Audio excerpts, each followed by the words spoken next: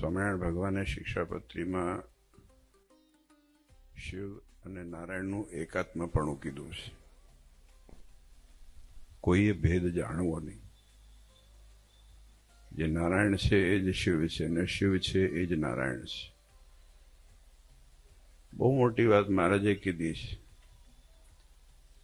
કે જ્યારે રસ્તામાં શિવાલય આદિક દેવસ્થાન આવતા હોય ત્યારે એમને ન જતું રહેવું, પણ ઉતરી અને આદર થકી નમસ્કાર પ્રણામ કરીને જવું.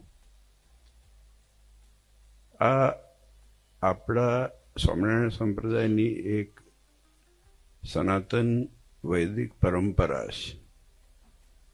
પછી જે નાટક ચાલે એ જુદી વસ્તુ છે. હા, બધા પોતપોતાનું નાટક ચાલે ને. પણ સ્વામિનારાયણ ભગવાને વિષ્ણુ શિવો ગણપતિ પાર્વતી ચ દિવાકર, વિષ્ણુ શિવ ગણપતિ પાર્વતી સૂર્યનારાયણ આદિક જે દેવો છે એના આદર થકી માનવા પૂજવા. રસ્તામાં જતા આવતા હોય તો ક્યારે પણ એમને જતું ન રહેવું. આ ધર્મમાં લખ્યું છે, આ આપણી આજ્ઞાઓમાં લખ્યું છે.